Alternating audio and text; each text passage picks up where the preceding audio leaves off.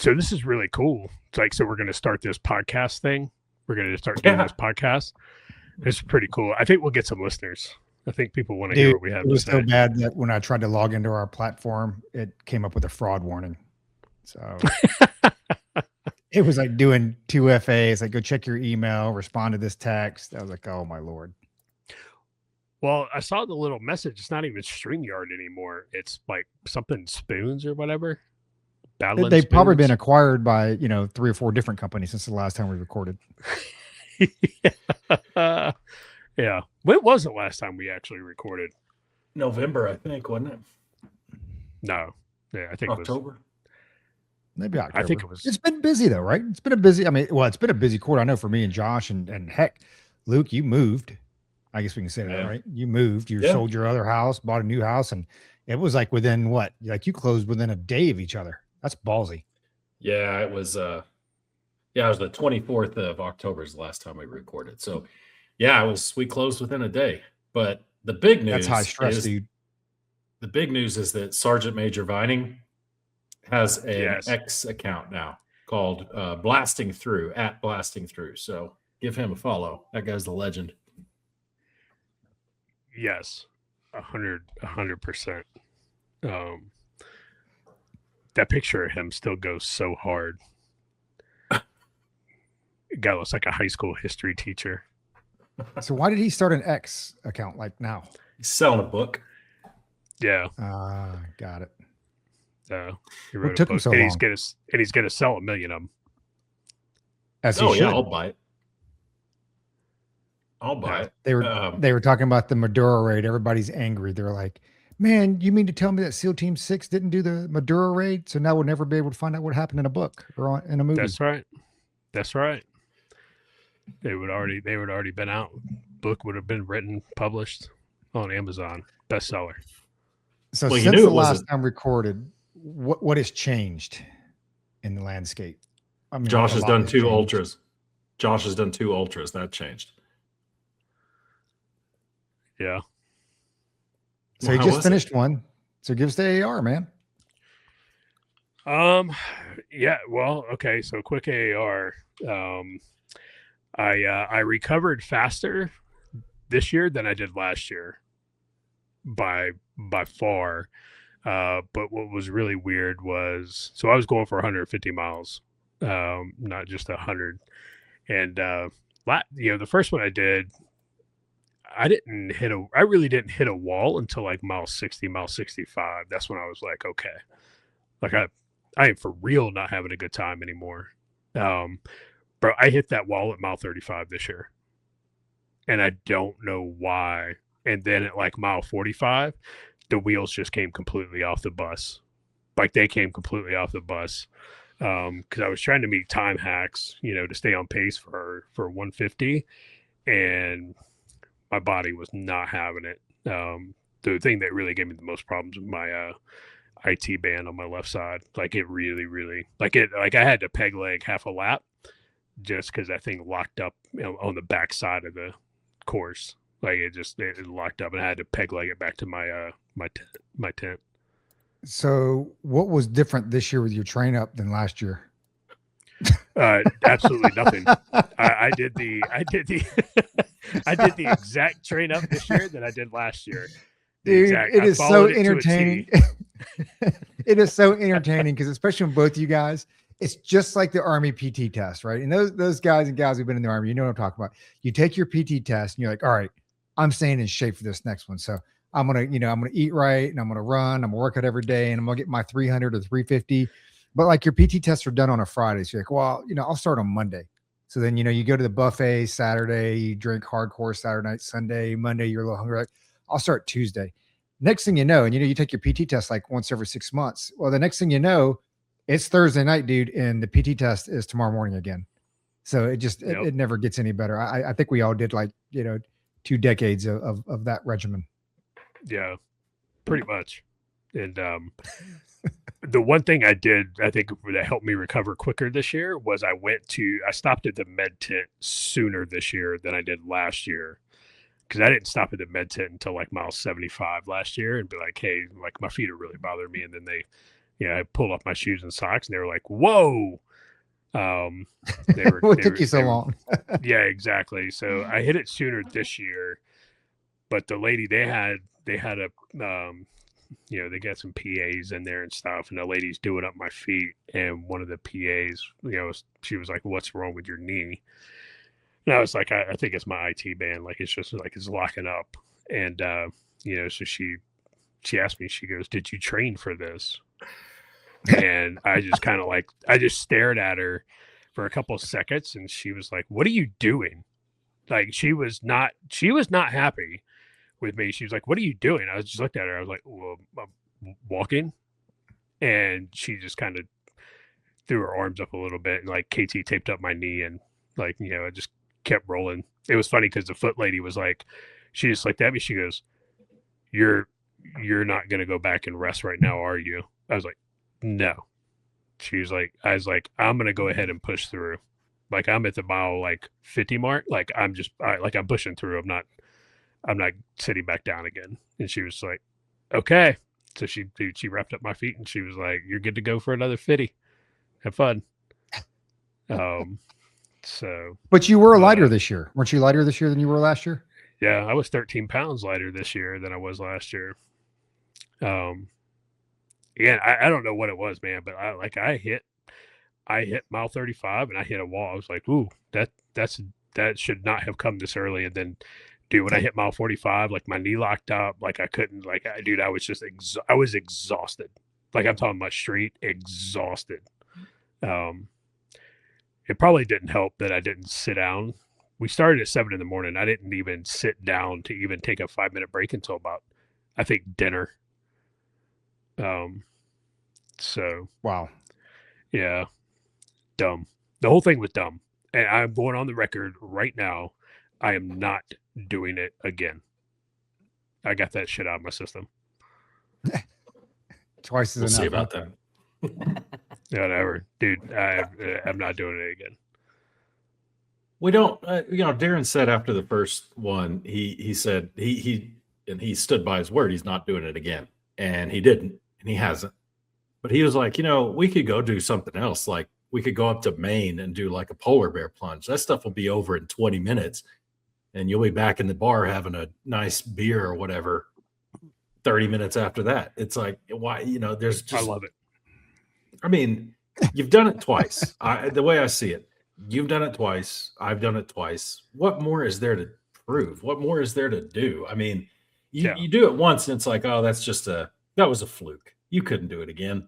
You go back and do it again. And it's like, well, why would I do that again? I'll be honest with you, Josh. I was trying to be encouraging while you guys were doing it, unlike Darren.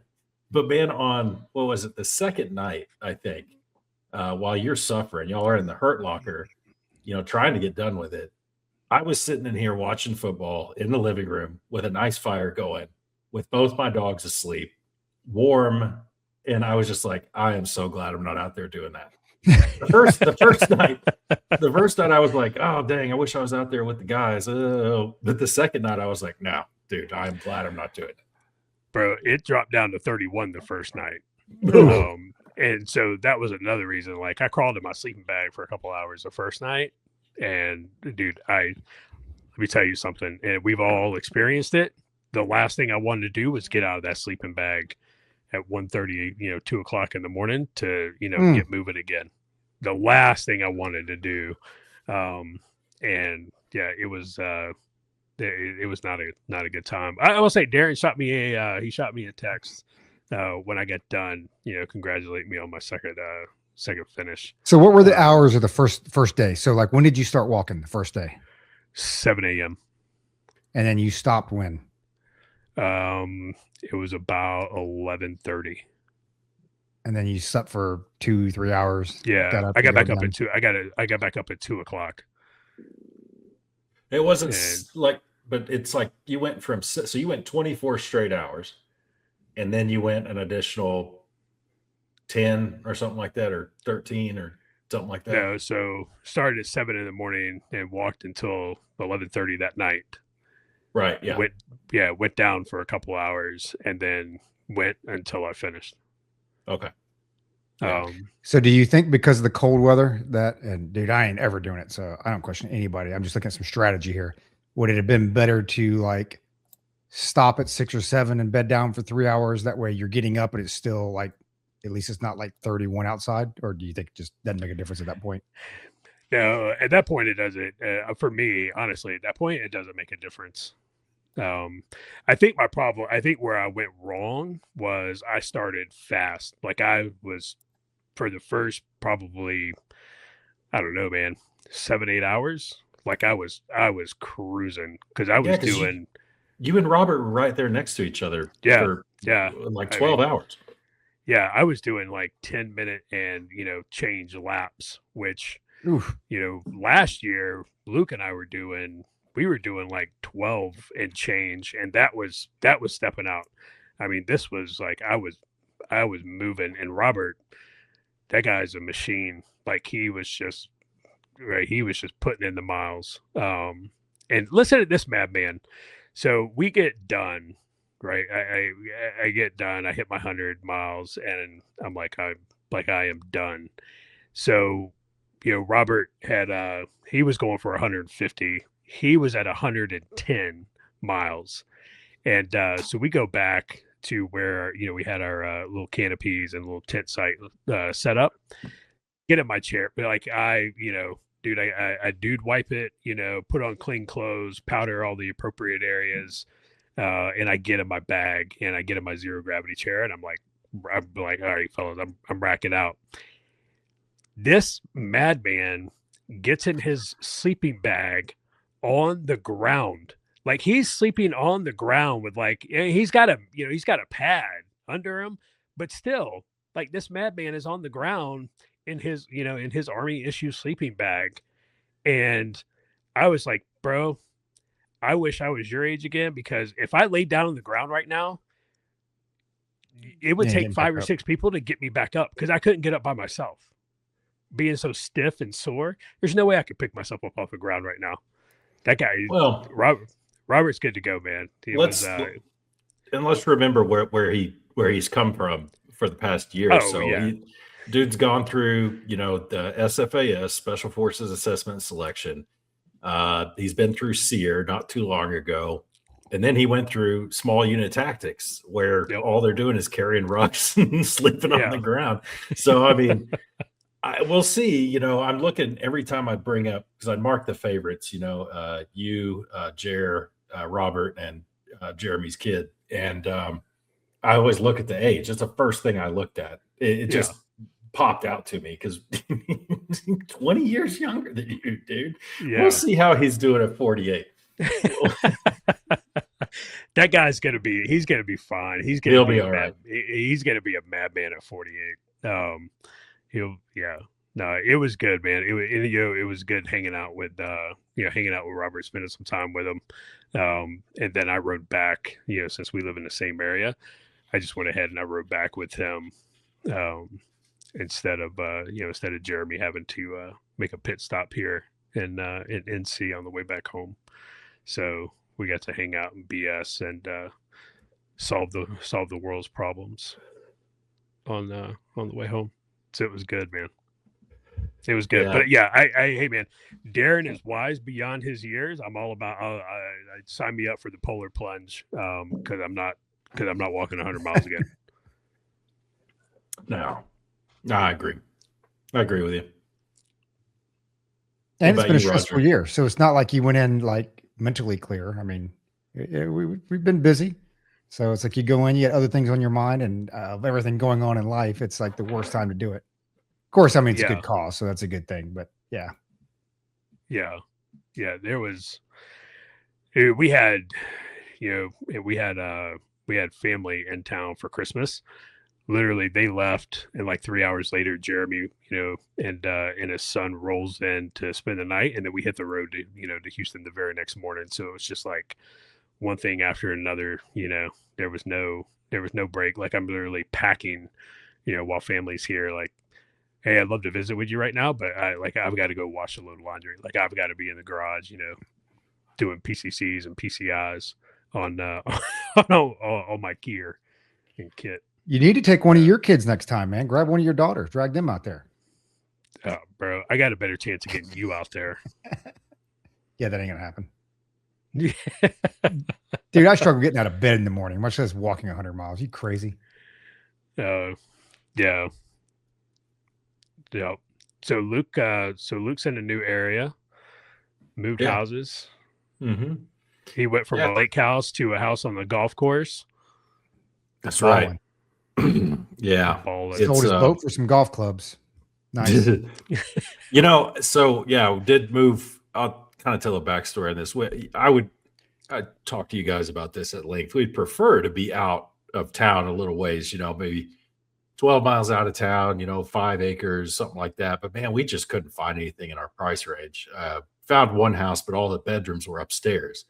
And it's like, dude, and they were pretty steep stairs. Nice house. But, moving, you guys know how much of a pain it is. And the older you get, the worse it is. And we're like, let's, when we shopping for houses, let's look at something that we could actually grow old in. Like we could get old in this house. And upstairs, all the bedrooms upstairs, that doesn't check that box. So out here at this club, I used to work out here when I was in high school and college. And I remember thinking back then, I was like, man, if I ever live out here, I know I've made it. So there's two parts of the club. There's the old part is what we live on, houses built in the 90s. And then there's the new part with the monstrosities, the giant mansions. We don't live on that part. We live on the older part. So our house is a little bit older. It's why I have it blurred in the background, because there's some wallpaper on the walls we need to get rid of. And but yeah, it's nice living out here. It's nice to be moved, but we still got 3 or 4 months worth of unpacking to do when you realize how much crap you have. The garage, we can only get one vehicle in it because of all our boxes. But I did actually go play golf the other day. A friend of mine invited me out. I guess it's the day after Christmas, or maybe a couple days after. Actually, it's 27th, and I was nervous because I'm like, I'm gonna be hacking around, missing the ball, and I just went out there and played with nothing to lose. Played 9 holes. You know what? I played pretty good, man. Consistently, I had a couple pars. We only played 9, but I had a couple pars, mostly bogeys, and the worst hole was 4 over, which is bad. But it's like, just go out there with nothing to lose and don't think about it too much. Play pretty well. But I'm not a golf guy. I'm the kind of guy where I can be decent at golf, but I got to play a lot. I would say, kid, just pick up clubs and play, but I did that the other day. So I don't know, man. Maybe I will. Maybe I will start playing. I don't know. But yeah, it's good. It's good to be settled. Dogs like it. Cats like it. So it's all good. Thank God. So is this the forever? Is this like the forever home? Is this like where you're at till? Yeah, I think it could be Armed Forces Soldiers Home or whatever. Yeah, I think it could be. You guys hopefully will see it next month if you can make it out here. But you'll see when you see the house, it's like some stuff has to be done. It's a solid house, man. It's real solid bones. But these people, God, man, tastes just change over the years. And the colors are okay, but I'm a Navajo white kind of guy, man. Just paint the rooms white. Let me put stuff up on the walls. I'm not a wallpaper guy. So yeah, and the floors, we've actually done 2 rooms with floors. There's carpeting upstairs. We'll get rid of that eventually. There's just stuff that needs to be done over the years. Like Roger, you're doing a project right now at your house. There's projects that need to be done, but they can be done over time. There's nothing that needs to be done tomorrow. So yeah, I could see this. I could see us living here for a while and, doing things slowly to make it just right. The problem is if you come into a house where, like, cause we lived in a couple houses where we came in with projects, right? Like we knew that. And somehow, and of course, a little bit of perspective, I was younger back then, but you kind of come in, you're like, okay, I got to get things done and whatever. The house that we live in now, when we moved in, was new. And everything was brand new, landscaping, everything we had to do ourselves. Problem is, so now we've been here 11 years. Well, things need to be updated.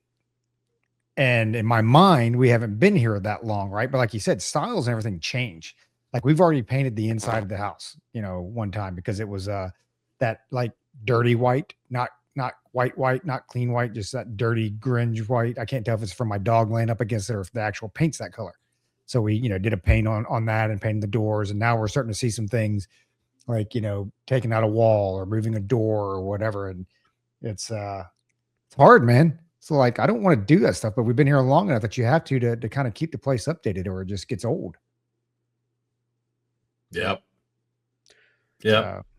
We're still figuring stuff out. As y'all can see, my desk is in the dining room. I got to move it into my office, because we had guests over Christmas, and so I'll get the studio set up and everything. Hopefully for the next time we record in April. We'll do it right after tax day. Oh yeah. Yeah. Speaking of tax day, Jeremy, he was lamenting about that over the last week when we were commiserating together, beating our bodies to death. Tax day, I don't think he's still not mentally recovered from the last tax day, but I think he had deferrals, and then finally he had to pay, and it was a significant emotional event. I think he's pretty close to welding armor on a bulldozer in his garage here soon. Dude, you know what? It gets to, I think I'm beyond that. It's funny now. Well, what's helped me get beyond that is, they say misery loves company, right? And so that's what's helped me, because especially when you transition from the military, because a lot of our military paycheck, it wasn't taxed. And so you're not paid a whole lot, but you're not taxed a whole lot. So at the end of the day, you make pretty good money, especially when you look at how much, taxes actually eat up when you look at whatever you're paying for state, if you have any local tax and federal, and then, FICA, Medicare, and then, lo and behold, you own your own house, you're paying property tax and whatever. But so, I went a couple of years there where I was very angry, which, I definitely wanted to weld, bulldozer, but watching my son, so my son's a project manager, and long story short, he works with an association reserve company, and he has a base salary, and then he gets paid his commission. And his commission's a pretty good chunk of change. Like I never got that much change, being young in the Army, none of us did. But he's like, man, I think I got hoed. I'm like, what are you talking about? I'm like, I'm only getting like half of what my commission's supposed to be. So I was like, well, print out your pay stub, which kids don't do that nowadays, right? It's like, right. Well, print out your pay stub. He's like, well, I don't know how to do that. I'm like, well, you need to text your boss and find out where you log into something. Like, one, they will take your money from you, right? Nobody's gonna, they don't err in your favor. So you need to check, that your money's there. So anyway, like after the 15 deductions that he had from his, stinking commission check, he's like, that's all. Like, he's like, they took 40% of my check. I'm like, yeah, that's about right. Welcome to the conservative party. Yeah. I'm just like, oh my Lord. Yeah. Yeah. And conservatives, I mean, be happy. It's not, 55 or 60%. I mean, look at Minnesota, dude. Have you seen Minnesota's new care policy? It's crazy. It is like 20 weeks, up to 20 weeks, right? Yeah. Yeah. It's 20 weeks. And that's not, you start tacking on, you look at all the other stuff, right? Because they were pushing, there was a bunch of states, not just Minnesota, there was a bunch of states pushing for, like 30 weeks of paternity leave. Unbelievable. And you're like, are you serious? Like, that's wild. But, I mean, Luke, if we don't pay a bunch of taxes, how are we going to send money to the Somali daycares in the Leering centers? The thing with that, I think it's starting to get out now with the Somali daycares, where it was all just fraudulent. You're signing a bunch of people 100%. Up and nobody's actually there. And the first thing I thought, it's the first thing you guys probably thought too, but maybe some of our listeners aren't familiar with that part of the world. But I was like, okay, this is going on in Minnesota. They're catching it because it's the highest concentration of Somalis in the United States. But where there are Somalis, this stuff is happening. I can tell you that right now for a fact, because it is a pretty insular community. There's a lot where I live, a lot of Somalis where I live. I guarantee you, I walk up to a Somali that lives here, and they're going to know right offhand at least 3 or 4 people, probably family members who live up in Minneapolis, who are probably actually involved in this stuff. So yeah, it's not just Minnesota; it's everywhere. Promise you. Promise you that. And it's not just Somalis either. It's there's a lot of fraud going on. But yeah, I mean, Governor Abbott already signed legislation saying, yeah, we're going to look into this here in Texas, throughout Texas. Such a, oh man, what do you say about it? You know, it's it's shocking, but not surprising. Well, it's not shocking. It's not surprising. What pisses me off, and this is where, you know, it goes to the, I guess, the grifters, and maybe those that are just living off the government tit. I mean, and I don't care if you're Republican, Democrat, I don't care where you're from in the world. To me, it's like because they're talking about now that it could potentially be like over $100 billion in fraud, right? Yeah. Dude, that's tax paying. Yeah, that's tax paying. That's my money. Like if I live in Minnesota, that's my money, or Michigan, or wherever it's happening. It's like if you have that level of fraud, that is that state tax that you pay every single year. That's what pisses me off. And I don't care if you're Republican. I don't care if you're Democrat. I don't care if you're from Haiti. I could not care less. Fraud is fraud. And when I see that, the first thing I look at is, you know, obviously there's a moral piece to it. There's an ethical piece to it. But the most important is like, that's my money, man. You've taken my money and you've given it to somebody that and now have you heard the AG? There's a recording out there where the AG is like, oh, don't worry, we'll take care of you. And, you know, the premise of it is, well, you know what? A strongly worded letter from the AG normally stops investigations, right? So it goes back to the 5 Democratic or the Democrat, you know, senators, you know, talking about, you know, you don't have to obey, you know, or you can disobey, you know, illegal orders. What? There's an implied task there, right? None of these guys are going to come right out and be like, hey, man, I'm just going to sweep everything underneath the rug. But the implication is, hey, you know what? A strongly worded letter from the state AG, you probably won't have too many investigations on your back after that. And I'm just surprised that I'm not surprised. More and more people should be pissed off. You want to take your own money and give that to whoever? I could not care less. My tax dollars, you know, need to be used at least legally, right? And somewhat fairly and ethically and morally. I mean, dude, it just pisses me off. Yeah. And that AG is Keith Ellison, right? If everybody remembers Keith Ellison, what was it? 2019, 2018, somewhere in there, or just prior to COVID. Like, you know, he was beating, what was that, his wife or his girlfriend? Right. He was surrounded by all sorts of controversy. And what was one of the first things, it was Ilhan Omar came out and was like, there's no fraud. You're just being racist, you know, this, that, and the other. And it was like, okay, so you're probably involved somehow.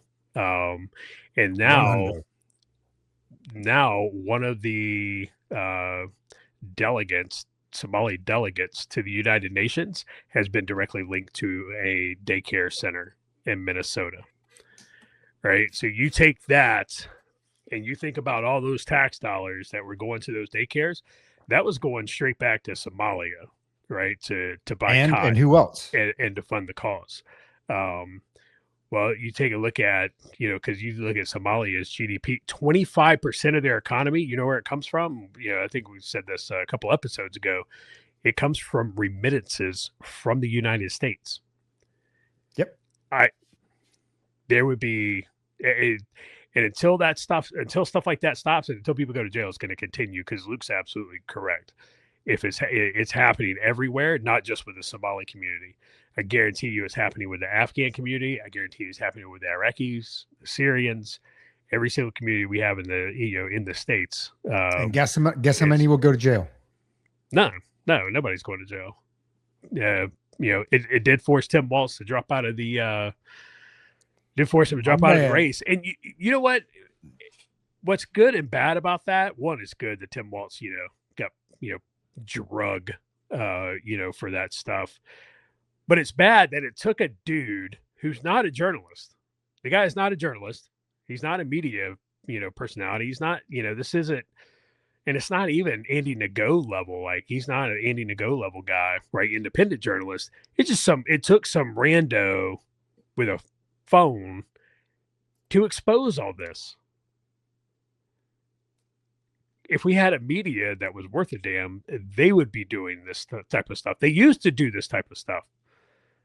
You know, but it took some, and they try to discredit him. Yeah, now they're trying to discredit him, and it's like, dude, it's like, okay, you can discredit him all you want to, but he's already exposed you, and it's legitimate fraud.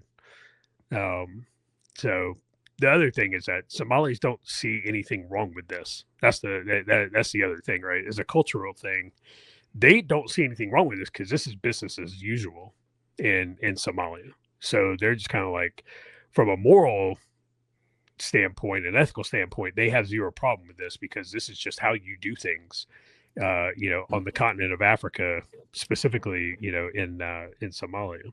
And that's not, yeah, you're nail on the head there. They don't think it's wrong, but it's strange. The mentality is, in my experience anyway, the mentality is, well, this loophole is here, so I have to exploit it. If it was wrong, the loophole wouldn't be there, right. Or they wouldn't give me the opportunity to do this if Allah didn't want me to have it. And it's not even Allah, really. It's just, yeah, it's a low trust society over there is what it is. It's a low trust culture. I don't know if y'all are familiar with low versus high trust, but it all comes down to the shopping cart thing. If you wheel the shopping cart out to your cart, you unload the groceries, you take the shopping cart back. No one's going to tell you thank you. No one's going to, give you plaudits for that. It's just the right thing to do. No one's going to see you do it.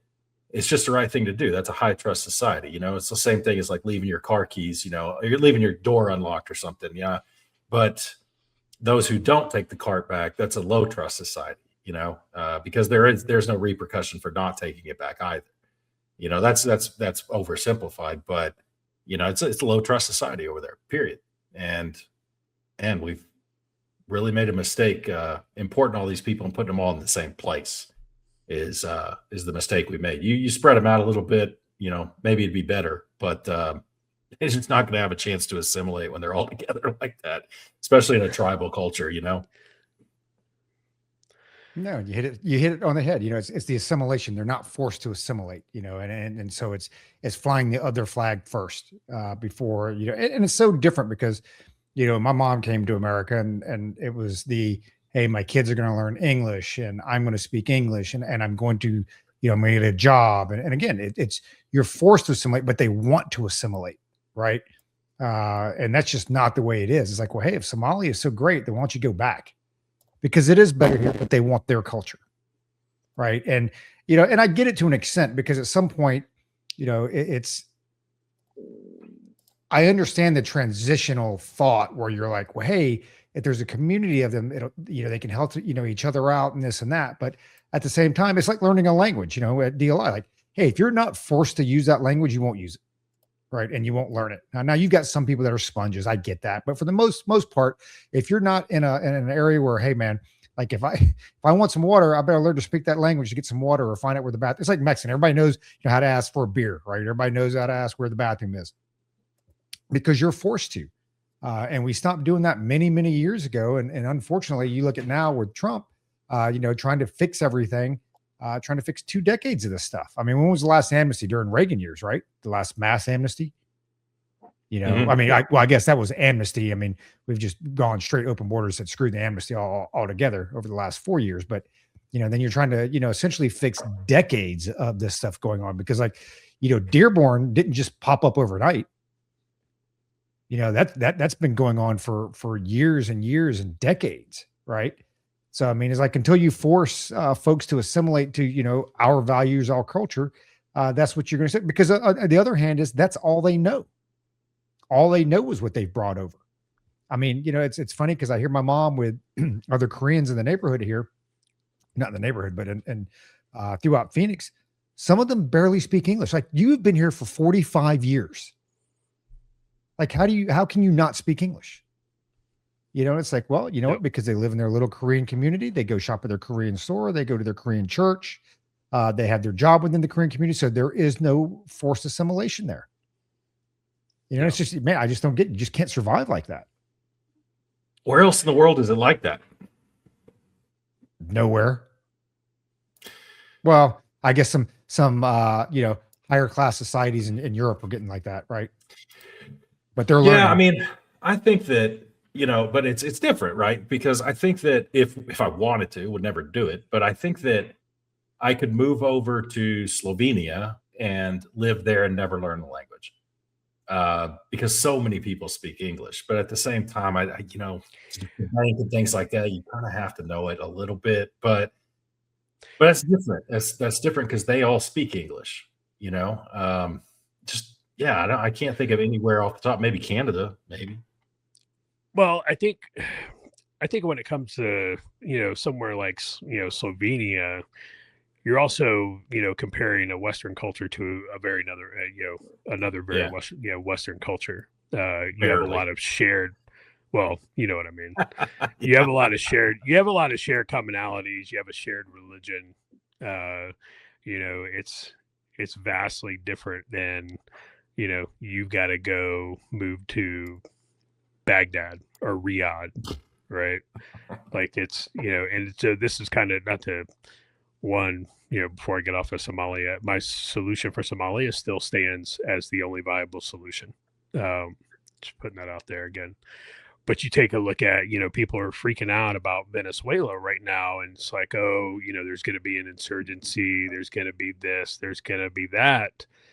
And, we're going to have the same problems. We're going to see a civil war break out in Venezuela, now that there's a power vacuum and stuff like that. And I don't think there is, right? Because people are trying to compare it to Iraq or pick Afghanistan. And I was like, you don't have these different factions in Venezuela that are, have these fundamental religious differences. They have fundamental ideological differences, right? There's still there's a lot of common threads there. Not only with Venezuela, but the Venezuelan people and the people here in the United States. There's a lot of common threads. So I don't think it's going to turn into a sectarian violence, or it's going to fracture like people are saying. And I think a lot of this is just people unable to control their TDS, about what happened. But so back up. So back up and let's talk about the raid and what led up to it and everything in Venezuela. I guess you call it a raid. Obviously everybody's been following the news, massive build up there in the Caribbean. Probably should have gone out on a limb and said that something like this is going to happen. But I mean, it even surprised me a little bit. And there's a lot to say about the actual raid itself. And tell you, back up to what we were saying originally, I knew that it was Delta because nothing went wrong. We didn't lose an aircraft. We didn't lose anybody. They didn't dump the body at sea. It's a shame there won't be any books about this, but written by operators at least. But yeah, you had to know that was Delta because it was closer to a hostage rescue type thing than anything. And that's what Delta does. And that's what they've always done. That's why they were set up. And it's like, oh, that's the perfect people for the job. And yeah, I mean, so Josh, what did you were the first to see it because I slept in that morning and you're like, while you guys are sleeping, we're out spreading freedom across the globe. It was, so what was it, January 2nd or 3rd? Whatever it was. I'd have to go back and look. And the funny thing is that they want to do it on Christmas or New Year's. But the weather was bad. Yeah. No, it was January 2nd, the morning of January 2nd. And I woke up again, like I'm in a hotel, outside of Montgomery, Alabama, because that's how far we drove back from Houston on the first day. And I get up, I kind of wake up, get up, hit the head, and then come back and it's like, all right, I'm going to go downstairs to the lobby and grab some coffee. And I grab my phone and I, pick it up and I look at it and I've got all sorts of text messages, signal messages, stuff like that. I was like, what is going on?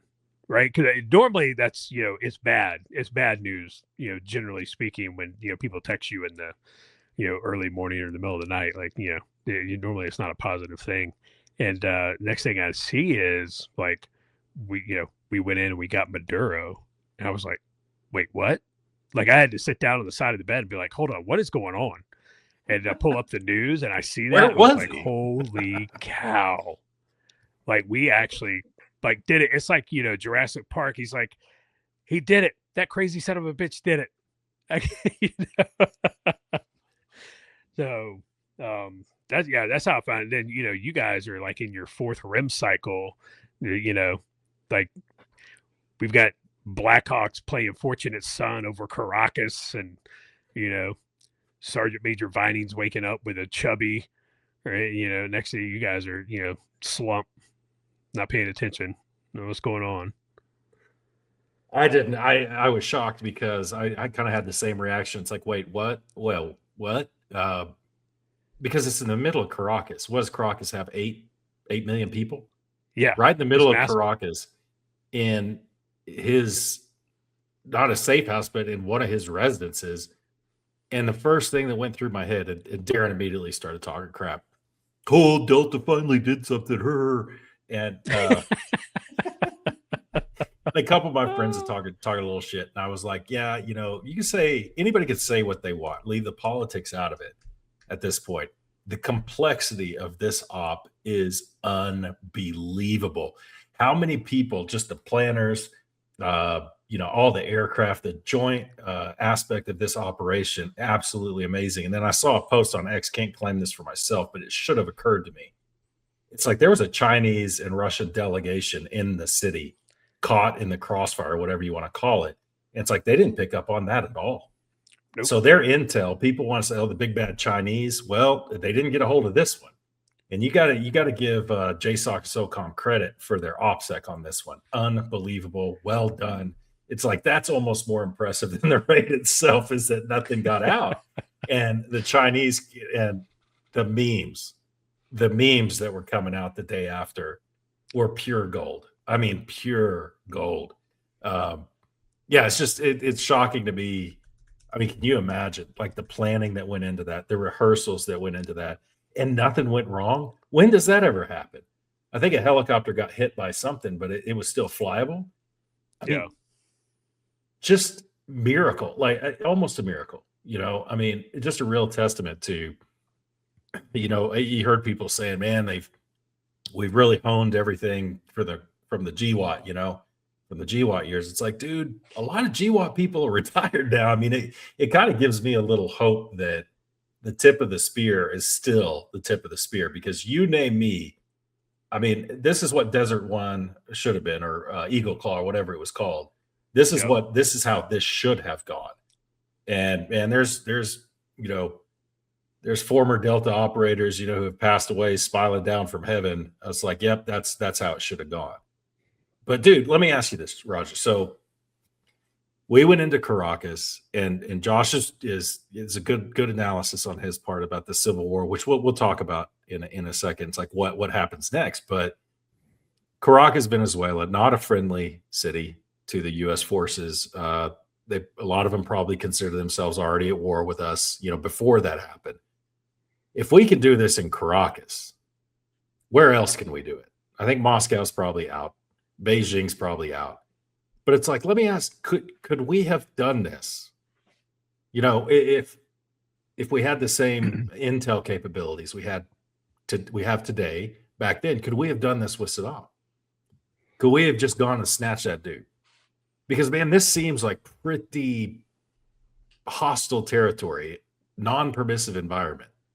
It's like, who else can we do this to, man? And obviously that leads to, the statement that was made. But, I mean, if we can do this, what else can we do?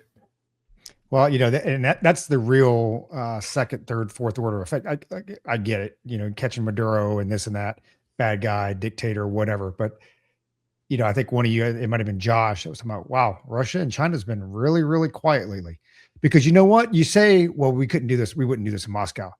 You know what? I guarantee Moscow's thinking differently, right? Maybe. They're like, yeah. Wow, these guys just went into the largest military base in the country and snatched this dude. And from everything that we're hearing, literally Maduro did not know that we were on the ground until we were on the ground. And so, you look at outside of just capturing Maduro, and you hit on the head. I didn't know that the Russian delegation was there. I heard the Chinese were there. I thought the Russians. I thought it was a BRICS thing, and I thought the Russians were there, but I could be wrong. I don't know. I didn't hear about the Russian thing, but I heard, the Chinese are there. So obviously, and that's a totally new dynamic, right? I mean, because imagine one of them gets injured in a raid, right? So now you really talk about international incident, but then you also talk about the intel piece of it. Well, you know what? They obviously didn't know that we were on the way either. So, you look at the intel piece of it, you look at the risk, you look at, and the bigger picture is the oil, right? Because who does Venezuela sell its oil to? They sell it to China, right? So you look at the calculus, the math for Russia and China changed overnight. It's like, wow, maybe they do come into here. And I tell you, everything's done, this is the thing, whether you like Trump, don't like Trump, whatever. We've said this for months. And, as Josh says, the TDS runs strong on the left. I mean, he was sending another shot over the bow that, hey, look, you talk about all this stuff with China and Taiwan and, even in my opinion, sometimes on TV, Trump's a little too nice to Xi Jinping, but there's a reason for it. He's like, hey, I'm going to speak nicely to you, but hey, look at my actions. Look at what's happening. Look at what I'm doing. You're looking at overnight, Beijing went from paying $23 a barrel to, $65 a barrel, right? Overnight. I mean, that's drastic. Normally, even here, when you get spikes, it's $4, $5, $6 or whatever. And we're talking about long-term, right? Not just short-term. And then you're sending a lot of messages to not only them, you're talking about India. Then what did he come out with today and talked about Greenland again? Right? Now, dude, he said we have to have it. Yeah, and we're not invading Greenland. But you know what? Here's the thing. They're like, the Dutch are willing to talk. It's like, or Danish. Yeah, they're willing to talk. You've got the new Venezuela leader, Machado, like, hey, I kind of agree with what Trump did. We should have free elections. Yada, yada. I mean, a lot of this stuff is coming to the table because it's like, hey, man, it's Barry's red line, right? When you cross this red line and, they step all over it, nothing happens. Like, hey, man, Trump drew the line. People crossed it. He took action. Nobody in the world thought he would do it. We didn't go to war against Venezuela. We had a sealed and then an open indictment against the leader, and we went in and we got him, right? So, I mean, that's the reality of it. But the fact of the secrecy, the OPSEC, the execution, where we did it at, and again, I mean, it didn't hit my bingo card. I mean, when you look at the whole, build up in the Caribbean, you're like, really building up in the Caribbean, dude. Going into Venezuela was not on my list of like top 1,000 things that we would do. Right now, it makes sense. Now you look back, but that's what it does. I think for everybody else, now you start to overanalyze everything that we do. If you're those other countries, if you're China and if you're Russia, because I think China, I forget which one of the think tanks came out and said, hey, look, they're looking at taking Taiwan by 2027, right? Be it politically, militarily, or whatever the case is. So a lot of this stuff, man, goes hand in hand. And now the calculus has changed. It's like, whoa, maybe we take a step back here. The crappy thing is, I love everything that he's doing. I've voted for this thing 3 times, and I'd vote 3 more times if I could for it. But, the crappy thing is after the Trump term is over, you get some shitty left leader in there and things go back to the way they are. But it's, it was way bigger than just the raid. I mean, when you look at the waves it sent across the world, I mean, believe me, if you were Putin and Xi Jinping, you're taking a step because, dude, they have been eerily quiet. Like, I haven't heard anything, like nothing. I guarantee you they're taking a step back. Like, hey, man, what's next? We say Moscow's off the table. Is it? I don't think we would, but hey, man, you never know. No, that's a good point. We're certainly in their OODA loop now, for sure. Now they have to factor it in. The big things, and you alluded to it, is it's not just about drug trafficking, right? When you take a look at Venezuela, and people, and a lot of people that listen to us are pretty smart, and they're tracking a lot of this stuff. But obviously, China is in bed with Venezuela, Russia's in bed with Venezuela, Iran is in bed with Venezuela. Right, Hezbollah has been in Venezuela for a long time, training. Same thing with Wagner Group from Russia. They've been in Venezuela for a long time, training. I mean, this was back before Maduro. When Hugo Chavez was in power. So, when you take a look at all this stuff, and now you've decoupled China, Russia, to an extent Iran, from Venezuela by doing this. Now, we'll see how how their influence and stuff in the region works out, and how everything kind of falls out, because we're not far enough down the road. We're not right of boom far enough yet to see how this really all plays out. But you have if anything, because I forget what percentage of Chinese oil that Venezuela provided, but we just took control of that. And to Luke's point and your point too, the op itself, it tells us a lot. Like Luke brought up, Chinese didn't pick up on that, right? They did not pick up on that, or be devil's advocate. Maybe they did pick up on that. They didn't want to say anything because they didn't want to expose sources that they may have had in place, but whatever. But here's something that did not work. You take a look at Venezuela's air defenses. That's all Russian equipment. That's all newer Russian equipment. And we elephant walked a massive number of Chinooks, of 47s across Caracas at like 1,200 feet, 1,500 feet AGL, man. And the 47, those things are big. They are the fastest helicopter in the inventory, but they weren't flying fast. They were Caracas. They were just kind of they were just kind of hanging out and chilling. And we did over 150 aircraft, and not one of them got shot down. And Caracas is supposed to have this crazy IADS network mesh system from Russia, and we basically turned all the lights off, figuratively and literally.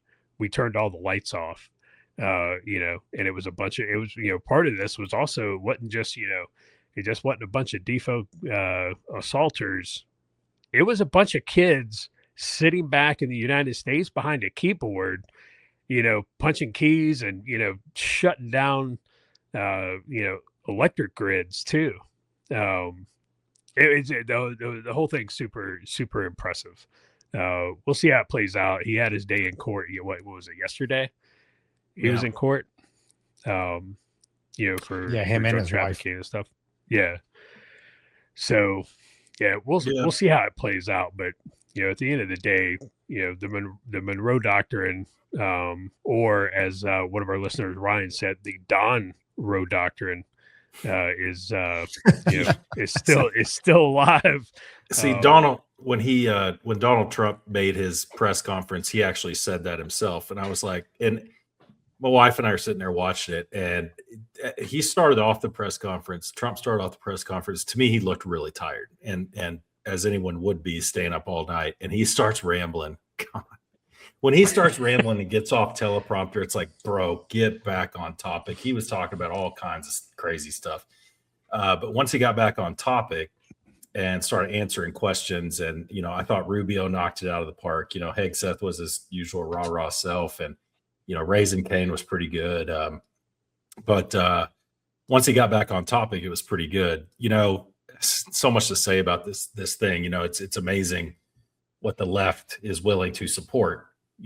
As long as it's, it flies in the face of Trump, like Josh was saying, the TDS is running pretty thick. First of all, I'll start off by saying, the Greenland thing, we're not invading Greenland. Okay. It truly is just bluster at this point, bluster for a reason. But I just saw an article saying that the Danish PM and Greenland have both reached out to Marco Rubio for an audience. And it's like, okay, well now we're talking, the bluster about the Colombian president, Petro. That's not going to happen either, because that dude's up for re-election next year. And all this bluster about him, and he's not popular right now. This bluster about him is to get a more, Javier Milei type guy, or Bukele from El Salvador in that office in Colombia. As far as what's going to happen next in Venezuela, I don't know. What I do know is this: in the press conference, Trump just came out and said, and to me, it was quite refreshing. Well, first of all, he came out and said, they were like, who's going to be running Venezuela? He goes, well, we are. And I was like, oh my God, what does that mean? It's like, oh, geez, are we going to disband their military? Because that'll be a really good move. That worked out really well in 2003. But, Yeah, it was quite a shock. But when he came out and said, "Well, this is about the oil," he didn't say this is about the oil, but he talked quite a bit about, hey, here's the deal. We got Chevron got screwed. Exxon got screwed. Went in and built up the infrastructure, and then they nationalized it. We're going to recover those losses, and they're going to go build up the infrastructure, and we're going to make a lot of money. It's like, you know what? You can think what you want about that, but I would have appreciated that back in 2003. I really would have appreciated that type of honesty, because as long as nothing's ever going to change, at least be honest about it. I can handle it. The people are going to hate you anyway. Oh, it's about oil. It's about oil. Well, yes, it's about oil. That's what this is about. It's like, okay, all right. At least you're being honest. We've said this on the podcast many times. It's like, we can handle a lot. Just be honest with us. At least you're being transparent. The other side, they're screaming on X the next day. This is about oil. This is about oil. It's like, well, yeah, the president said it's about the oil. Yeah. It's all good. As far as what's going to happen next, people are like, well, they should have, that the dissident who was the opposition party, the one that just won the Nobel Prize, she should be in charge. Well, the argument against that is she doesn't have any power right now. Zero. She has nothing. So you put the vice president in charge. I'm confused, because I thought the vice president actually fled to Moscow. I'm still trying to track that down. Yeah, that's what I originally heard. And I don't know enough about Machado. Is this a different vice president? Which it absolutely could be. But yeah, I mean, the moves that are being made so far aren't, and I'll put it to you this way, aren't any worse than the moves we made in Iraq, following the toppling of Saddam. One more thing about Maduro, I'll say, and this was pissing me off today. People are like, well, Trump is like the cartel de Solis. Have you all seen that? There's Tren de Aragua, and then the other cartel that Trump and the Justice Department were talking about was Cartel de los Solis, which is, was made out to be they're the ones smuggling drugs. Well, what was said in the courthouse today was, well, Cartel de los Solis is not necessarily a cartel like Sinaloa is a cartel, or CJ&G is a cartel. It's more of a corrupt system between the Maduro regime and all the generals. And the reason they call it Cartel de los Solis is because all the, Venezuelan military have a sun, like Solis, like a sun, right, on their lapel or on their sleeve or whatever. So everyone's making a big deal about it, like, oh, they had to come out and admit that Cartel de los Solis doesn't exist. Well, it does exist. It's just not a cartel like, CJ&G or Sinaloa or something like that. So it's a big nothing burger. There's no there. And these charges were brought up against Maduro a long time ago, back when Bill Barr was still, Justice Department. And it's like, I don't know. It'll probably be years before this thing ever actually goes to trial. But what I thought was really cool, and I texted Josh, and he's like, I'm not sure about that. They looked it up, and he's like, yep, that's exactly right. It was to the day that we got Noriega. Yep. It's just, which was quite a different op, because we had like 13,000 troops already in Panama at the time, but still pretty cool. A lot to say on that. I'm actually really curious to see how this plays out. All the Rubio memes are just great, man. About Rubio finds out he's the next king of Denmark or king of Greenland, finds out he's the new president, sitting on the couch. That guy's killing it though, man. He's what was the famous Secretary of State? I always forget his name. Oh, come on. Kissinger. Henry Kissinger. He's putting forth a Kissinger level, Secretary of State performance, I think. Probably even better, dude. Oh, you got a lot of pundits that are coming out, and it's like, especially when you look at the dynamic of global politics in the world right now. I mean, what Rubio's, dude, for the most part, and there's onesies and twosies. You could pick on Pam Bondi some and a couple others, I'm sure, but for the most part, man, his cabinet, I mean, it's a complete 180 from his first term. I mean, there are folks in there that are killing it. I mean, when you look at everything from, Lutnick to Besant to Rubio, I mean, dude, they're all killing it. What will be interesting though is to see, because Bongino's back, right? And I don't know if you saw that he posted something yesterday. He was like, "Hey, taking a knee for a couple of days, spend some time with the family, and then his podcast is coming back." I'll be curious to see what, if anything. Okay, I mean, he did praise Trump. I'm kind of wondering, I want to see some of his insight. Like, hey, what's really going on behind the doors over there at the Hoover Building? You know what I mean? I don't know that I don't know that he'll share anything worthwhile. He won't. Real quick. I gotta put this out real quick. It just came across X, and I just saw it. Rubio tells lawmakers Trump wants to purchase Greenland. I love 1 hour ago. Trump discussing how to acquire Greenland. I love Don't be surprised if we buy that thing, dude. I would love it if we did. I would love it, because at the end of the day, it's like, you continue to expand the empire. Continue to expand the empire. And that means we got to, spend a bunch of money to, buy Greenland. Let's buy Greenland. Take it from all those Somali daycares. And now we're going to buy Greenland. I love it. The best Rubio meme though was the one Roger did, a Rubio wearing the C3 shirt. That was legit. That was legit for sure. I get a good one every now and then. Yeah. How much do you think that would cost? I mean, we purchased Alaska for a penny an acre, which was Seward's folly back in the day. That one turned out pretty well for us. Better than Hawaii, that's for sure. For real. Overall. But I mean, how much do you think it cost to purchase Greenland? I don't know. What would you say? I mean, you take a look at today. Okay, well, it's going to be that's 500 billion. I don't know. I kicked it into Chat GPT, and you get, so if you base it on historical land purchases, like they talk about Alaska, they're like 200 million, which is very low. Where they're like using economic metrics like GDP, resource potential, or comparables, 12 billion to 77 billion.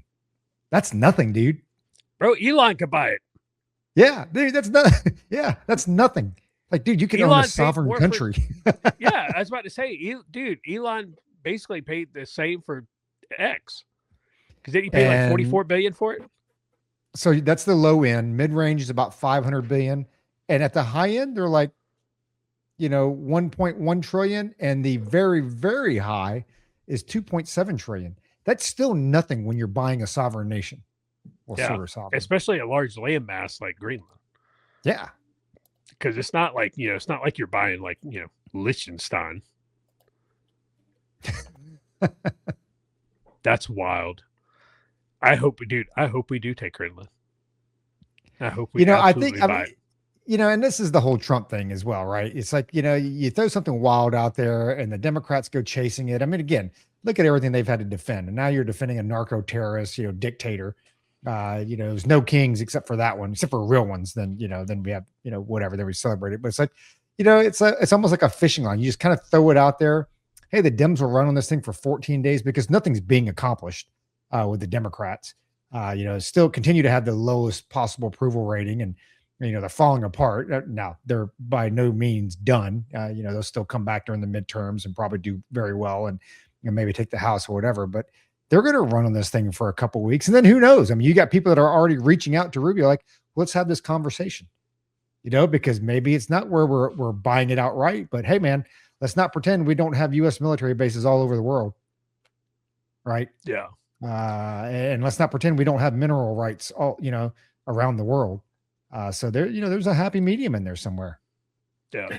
Well, I think that's piece of it too. Is you get it to where I want to buy it, and they're like, we're absolutely not going to sell it to you. Okay, then you throw out what you just said.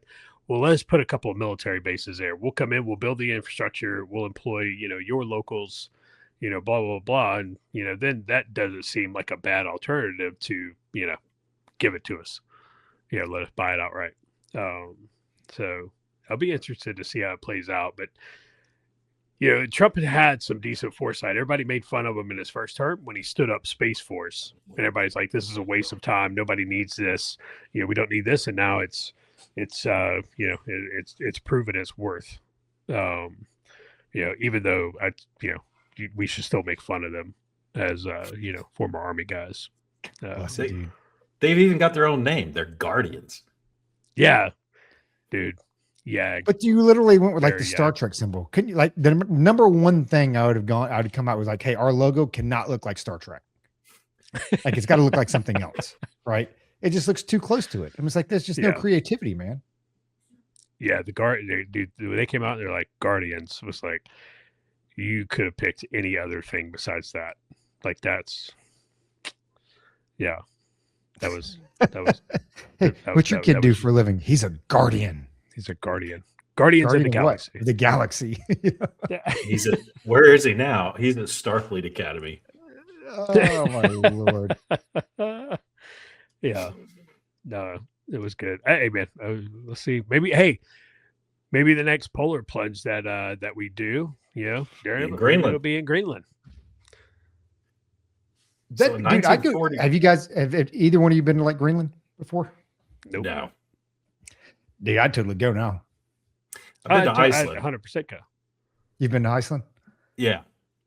It's been a couple nights there. That wife and I actually talked about in the spring, just, over like a long week, just going there, staying for like 4 days, 5 days. Iceland.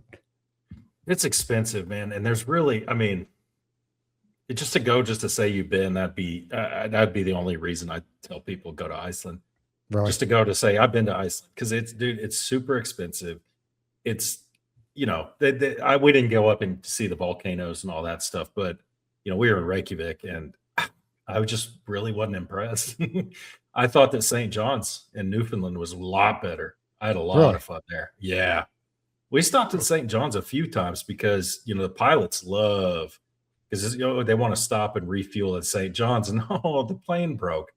So I've spent a few nights at St. John's. It was really cool and it was affordable, But Iceland, I don't know. Just say you've gone. That's pretty cool. Let's go to Greenland though, man. Dude, I'd go to either one. I could go. Whichever's cooler is the one I'd go to. I just always heard the stories, back in the day when they were naming them. They're like, we don't want anybody to come here, so we'll call this Iceland, and we'll send everybody over to the big one, so we'll call that Greenland. So whatever. But I'd go to either one of them. As long as it's not like active volcano seasoning. Yeah, man, because that one blew and shut down like air travel, like half the hemisphere. Well, that was the one that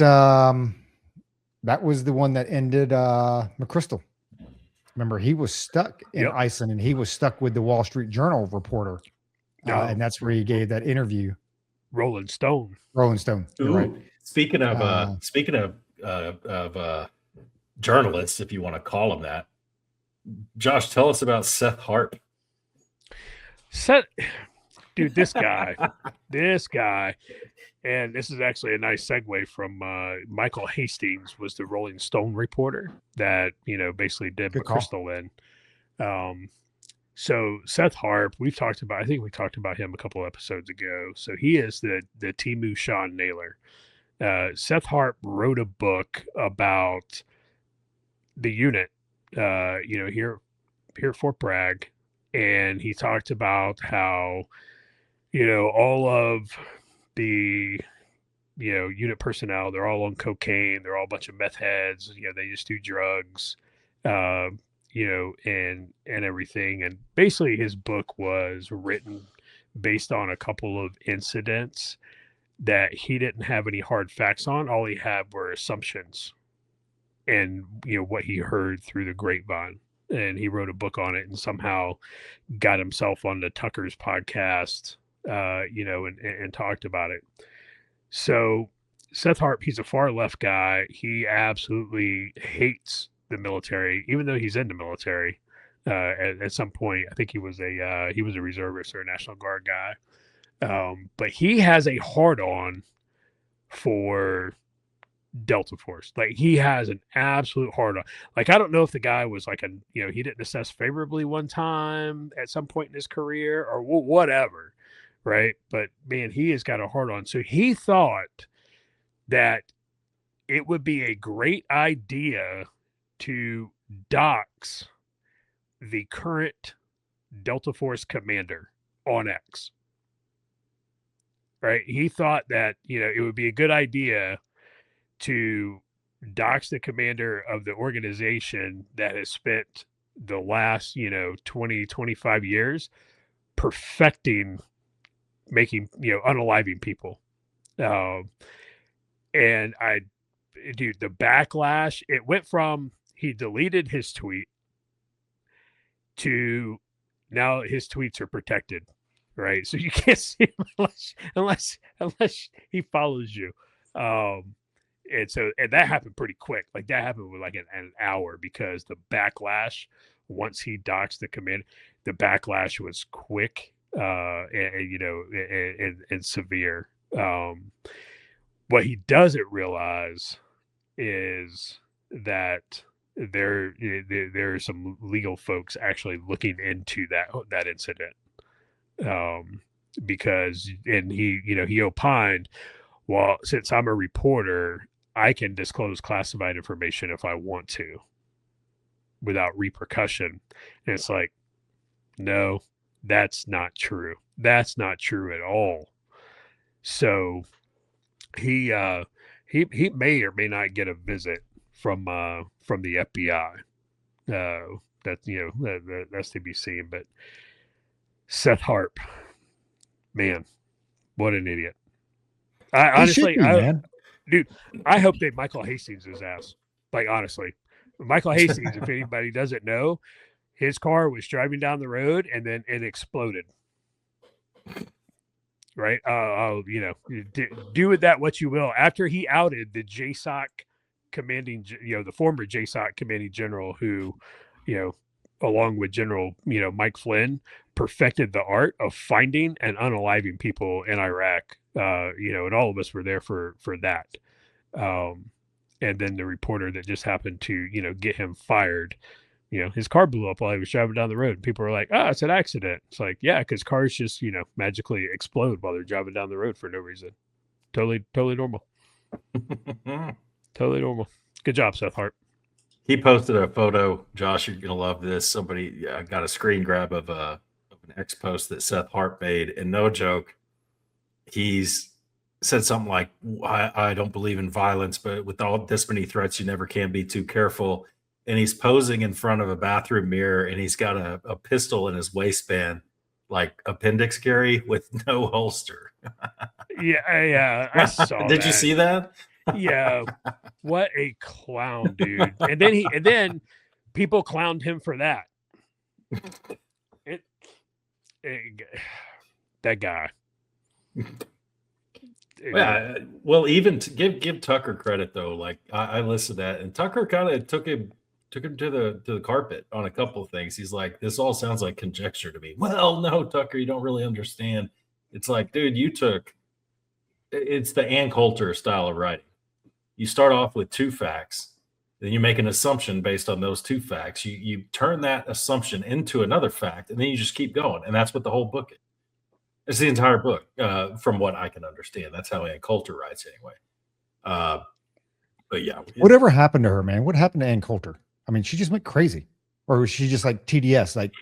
But she didn't start with TDS. No, I don't know what she's up to. I know she's still around, but Candace Owens took her crown. Good Lord. Yeah, she went batshit crazy. Dude, Candace completely off the reservation. Have you guys followed that at all? The whole Charlie Kirk nonsense stuff about the ballistics and things. To me, it seems it's like it's a lot of people. Even I was following Valhalla VFT or whatever until he got on that train, and I was like, yeah, dude, I ain't following you anymore. Where he's like, there's no way that was a 30-06. It's like, man, when it comes to ballistics, all bets are off. anything under a 50 cal round, you never know what's going to happen, man. People have been watching too many Mythbusters and this kind of stuff. It never hits the same way twice. And to me, kind of looked like a 30-06 that hit him. I mean, to me, it did, as far as how the life just left his eyes. I mean, that's a big round. But what do I know, man? What do I know? When I saw the video, that was my first thought was like, that's a 308, right? Which 30-06 is not that far off. Ballistics was, right? They're very similar. No, all of them seem bullets do crazy things. They do absolutely crazy things, and it's when they came out, I dug into the some of that. Some of that stuff after Charlie Kirk, and they were talking about that, like somebody came up out of a spider hole, like the Viet Cong, up under his chair and like shot him and then ducked back down. And by the time they went out there, a day or two later, they had already cemented over the whole area. Right. And everything. I'm just like, I was looking at that. I was like, are you listening to what you're saying right now? Are you really like listening to what you're saying? Right. It's not even remotely true. Not even remotely true. And then it was, Israel was behind it. And if you watch a security guy just, walked away at the last second, and this, that, and the other. And it was just like, guys, not everything is an op. Not everything is an op. Did the security guys mess up? Yes. Not clearing the elevated positions around him. Like that's day one stuff right there. But what's the benefit though? I mean, it's like different with JFK, right? I mean, a lot of conspiracies come out because there are some legitimate reasons that, U.S. government, those in the U.S. government may not have wanted him around anymore or whatever. But like, sure. Like the Charlie Kirk thing, like, I don't understand what the benefit of that is. Oh, of killing him? Well, to blame it on like the Israelis or what? My view on what's the benefit of that is straight up clicks. That's what it is. Yeah. You make a name for yourself 100%. By going against that narrative and saying some outlandish shit, and that's the benefit. That I don't see any other benefit. The Charlie Kirk thing. Yes, there are conspiracies out there. JFK and whatnot, but usually the simplest explanation. I mean, with the Charlie Kirk thing, simplest explanation is the story we had 2 days after it happened. I mean, whatever. But that's why we only have seven listeners, probably 4 now. We haven't recorded since October. People have moved on. I mean, I get it. People moved on to Joe Rogan. It's fun. Joe Rogan's like, I've got 74 million and 4 listeners now. I'm waiting for our thank you letter. Right. So one thing we didn't touch on, if you guys are done with Seth Harp and all that, Charlie Kirk and all that, is, I mean, Iran really seems to be popping off for real, like more than it has since Obama. And what do you think happens there? I mean, is this it, or are they going to get control? It's been quiet for the last day or two, though, right? They went through like a week of riots. Right now, it's not quiet. Well, I mean, I guess put it this way. I don't see as much of it on the news as I did for the last 5 days or 5 days prior. Seems like the last 2 days, Monday and Tuesday. Up in the Kurdish areas, which is not really a surprise. Up in the Kurdish areas, they've like taken over a couple of cities, like the protesters have. But that's the Kurdish area. That's not, that's not Tehran. But I mean, it seems like it's popping off right now. And you look at all the tankers flying over to England right now. Yeah. I mean, they ain't flying over there for Greenland. I can tell you that. So I don't know, man. I could see another bombing campaign for sure. As far as regime change, man, I don't know. That would be quite the thing. If there was regime change in Iran. That would be a significant emotional event for a lot of folks. Cuba too. Cuba's on the brink, man. What if they both go down? best president ever. Yeah. Good Lord, dude. That would, dude. If he decapitated Iran, Cuba, and Venezuela, in his, in the second year of his second term, that would, bro. He wouldn't have to do anything. He could go play golf for the next 2 years and be like, best president ever, best president ever. The big thing with Cuba, and that's a good point, is Cuba is almost wholly dependent upon Venezuela for energy. Almost wholly dependent. And don't forget, there were 32 Cubans that got killed in the operation, to get Maduro. That's significant. The Cubans didn't know it was coming either. And I will tell you this, and I know you guys know, preach to the choir, the Cubans have a world-class intelligence service.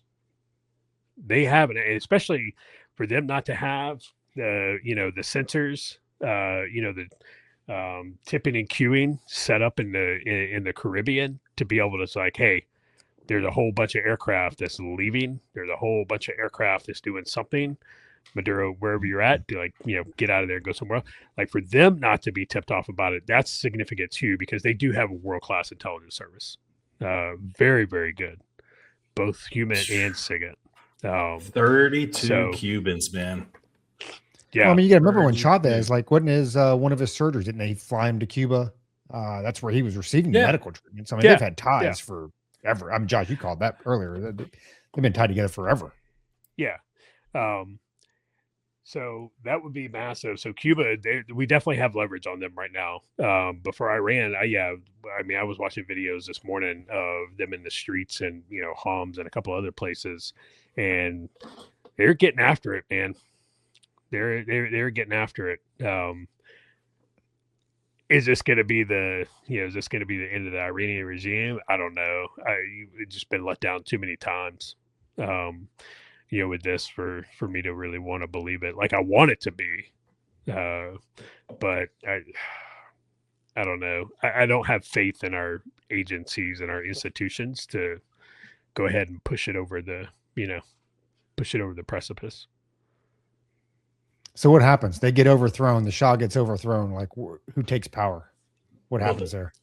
Would be the Shah's son is in line, but just based on, not in line. He's campaigning for it. So if the Ayatollah and those guys flee to Moscow or whatever, boy, I don't know. I mean, the way the administration is handling Venezuela, I don't know. Maybe it's just like, if you're a good doggy, you get a treat. If you're a bad doggy, you get a whack on the nose of the newspaper. It seems like that's what they're doing with Venezuela. I don't know if they'd be able to do that with Iran. With the Shah's son would probably not be popular. I mean, I would guess. I mean, memories go back a long time. The Savak was no joke back in the day. So I don't know. I don't know what happens there. Don't know what happens in Cuba either. That's not I should probably do some thinking on that. Reading. Ask ChatGPT. Yeah, let's ask him. Yeah, because I really don't know the dynamic of the politics of that. I mean, if they get overthrown, I mean, I see if it's like U.S. backed or something like that. You always try to install somebody. But if it's truly like the grassroots movements, riots that they've got going on right now, like, who actually takes control? I don't know the political. Well, I hope they string if it is overthrown. First of all, if Cuba is overthrown, I'm going to find out where Ana Montes lives. I'm going to send her flowers, dead flowers. And then I love it. If Iranian regime is overthrown, that stupid Air Force OSI girl who defected over there, I hope they string her up in the middle of Tehran. They got to be puckering up too, man. I think if you're any one of those folks, like you've got to be like, wow, I hope that, black helicopters don't land in my backyard and decide they want to come get me. Like, I'm probably keeping my mouth closed, which they've disappeared from the face of the earth anyway, for the most part, I think. Well, I'm really hoping that, I was just thinking while we're talking about this stuff, I'm really hoping that Secret Service is on point right now because, the bad guys are probably thinking, we could do something and maybe make all this stop. That would be a mistake. Obviously, we know that as Americans, but I hope they got their stuff wired tight, man. Secret Service. I mean, you don't think they've got good past performance for the last couple of years? Well, it has been how long since July of 2024, was it? Ugh, jeez. Boy, that's so bad. Wow. Well, you remember before that when the building where a couple of them lived in the down by the Nat Stadium.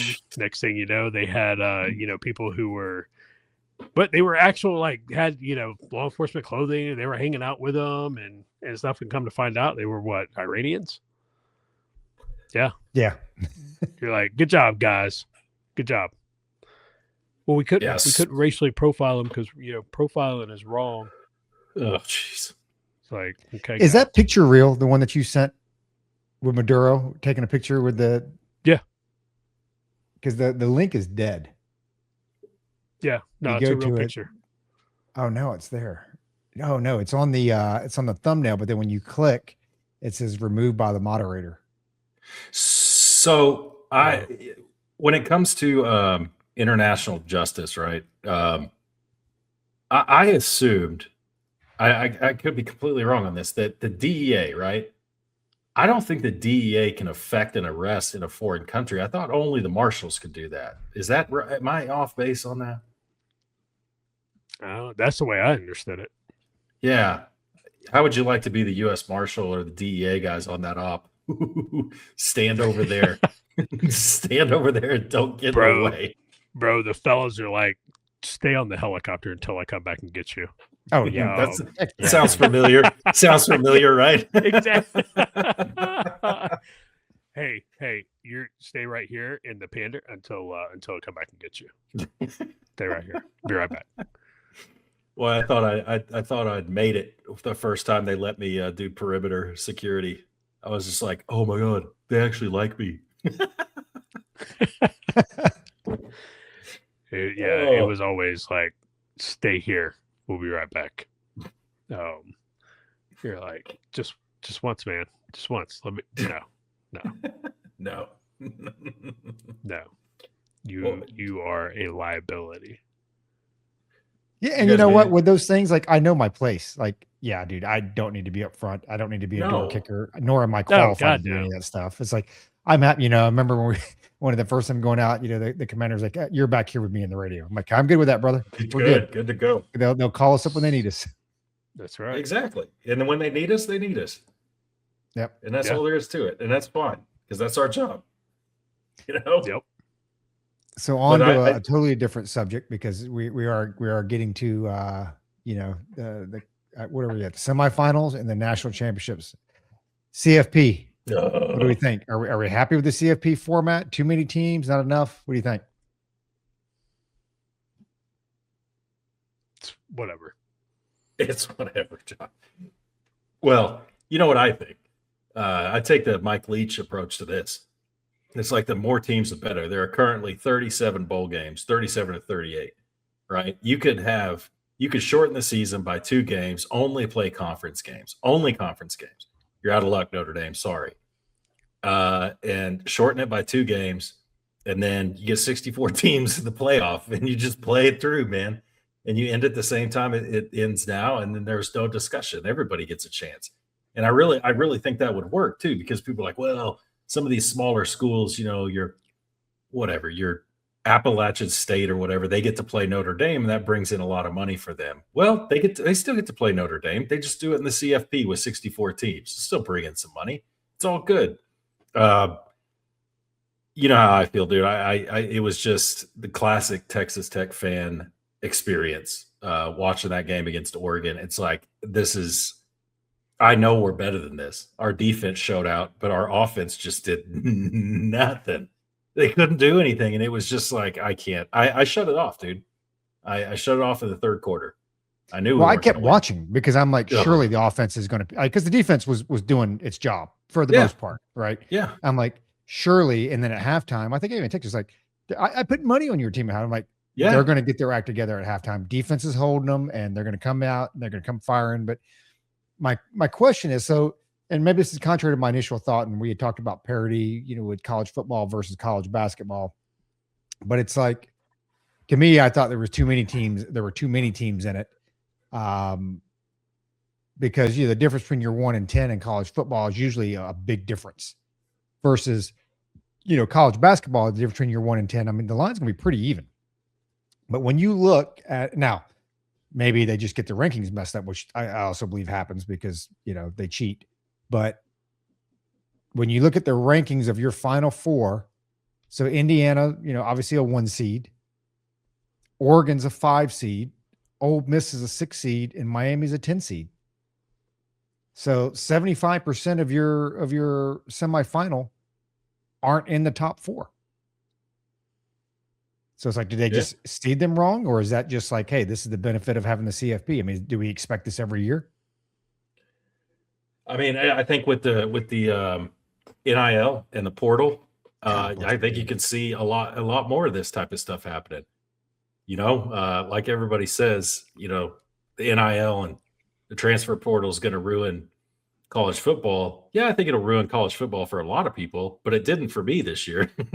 And we just got one of the top transfers, the quarterback from Cincinnati, paid that dude $5 million. And our listener, David, had a really good point. He said, a lot of these students are going to go to whatever school is going to offer them the most money, whether they have a shot of winning or not, because if they've got somebody smart advising them, they're like, get on this gravy train now because it's probably going to go away. They're going to make some changes to this. So if somebody's offering you $5 million to play for a year or two, take it, because next year you may not have that gravy train anymore. So I don't know, man. It pisses me off because it's so abused. It's like when Nil, and I'm all about paying players. Like if they use and we've talked about this before, if they use your name, your likeness, whatever in a football game, like you need to get your revenue sharing of it. I fully believe that, 100%. No issues with that. But when Nil first came out, I'm thinking, man, this is how you keep guys like Tyler Hansbrough in college for 4 years. This is how you keep guys like Armando Bacot in college for 4 years, because most of those guys, even though they know they probably don't have a long NBA career, will leave early because one, they don't want to get injured. They know they're not going to have a long NBA career. They know that. Their agents are telling them that, like, hey, you're not athletic enough. You don't have the build, whatever. So it's going to be get out as soon as I can, make my $5, $10, $15 million, and then peace out, right? Because that's life-changing money. But if you're able to make, $2, $3, $4 million while you're in college, I'm like, wow, this takes a guy like Armando Bacot, who may or may not ever make it to the NBA, and says, you can stay in college for 4 years. You can make some good money. You continue playing ball, and hey, if you don't make it to the NBA, maybe you actually get a degree that's worthwhile and something, go do something, bigger and better or whatever. But, it just ended up being the pro market. And that's like, dude, and I'm switching, sports here, but like what Baylor did with James, I think his name is Najee. So their big man gets hurt. And under the current NIL rules, because I don't know everything about the guy. I know he was drafted. He was drafted by the Pistons in 2023, but I don't think he went to go play for them. I think he went overseas or whatever. But the fact that Baylor can go out and pick this guy up on Friday and the guy be on their roster and play on Monday, dude, it's criminal. That is absolutely criminal. Not a big fan of that. They're going to have to fix it. So I know Josh is turning into our listener Ted on this one. Anytime we talk about sports, he's just tuning out. He likes college football. But I want to ask you if you could explain. I know Josh, like what I do. I called Roger the other day because I was not confused, but kind of mystified at what the big deal was. Remember, Roger, I was asking you, why are some of these coaches up in arms so much about somebody declaring for the draft, and not only declaring for the draft, I get that part of it, but playing in the Euro League, getting paid to play in the Euro League or NBA D League or whatever, and then coming to play college basketball. They're up in arms against it. And I kind of get it, but the way you explained it to me is pretty good. As far as the Arkansas coach and some of the other coaches out there. Yeah, Calipari. Yeah. So look at like James Najee. So 7-foot center, 2023 NBA draft pick. I think he was like the 23rd, or no, he's the number 31 pick overall. He ended up playing in that year's summer league, the NBA summer league, right? And then he decided that he was going to go. He was involved in the 3-way trade with Karl Anthony Towns, whatever. And then, whatever the reason is, he goes 4 years in Europe. And now the guy's able to go back and play college basketball. Dude, that's insane. Yeah, that's insane. Hey, LeBron James, much as I hate him, he didn't go to college. So can he go back and play college basketball now? No, I get it. They're like, oh, well, he didn't sign an NBA contract. It's like the dude was drafted by the NBA, played in the NBA summer league, and then went overseas. Dude, it's unreal. I'm literally watching I'm watching college basketball die in front of my eyes, and it breaks my heart. Well, they have to get this under control. They have to fix it. Because right now, like I'm good with you use my name and likeness. I should get it. Yeah, I should get paid for that. But they have to come back and they have to tie it to performance. Guess what? Here's your NIL money. Guess what? You miss a tackle, we're deducting it. You throw an interception, we're deducting it. And the same thing with the coaches, because that's where Florida State's running into, the problem. Mike Norvell deserves to be fired. He should have been fired. They should have left him on the tarmac in Stanford when they lost to Stanford. It's like, you lost to Stanford. And they should have left him there. They'd have been like, you can Uber back to Florida from Stanford, because there's zero reason he should have still had a job after that. But why? Because the way his contract's written, right? They owe him $60 million. And they didn't write it like Penn. So Penn State was smart. So Franklin, they put in his contract, hey, if you get fired, your buyout is $40 million. If you get hired by a new team and they give you $30 million, then we only owe you 10.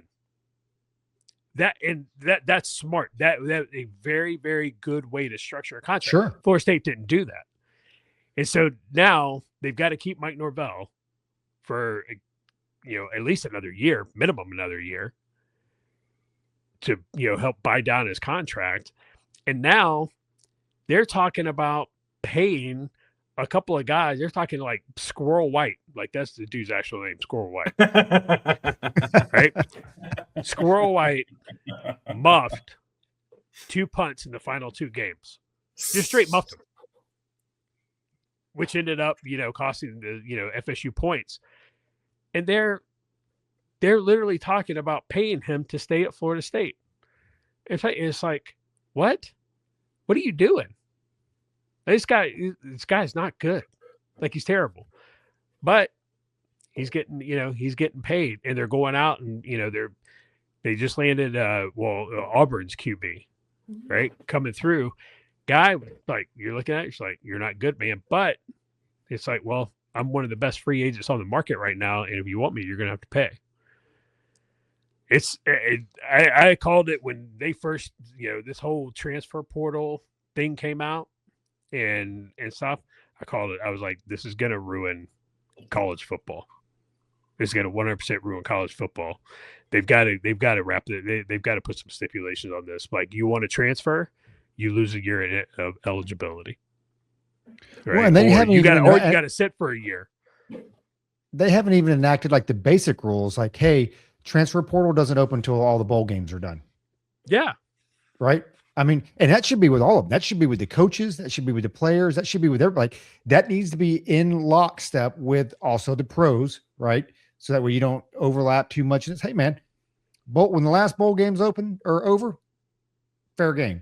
But I'm with you. It's like, hey, go back. And I can even be more flexible. Like, if a player is drafted by a school and they play 3 years for the school, I have no problems as a senior with that player going somewhere else and being immediately eligible.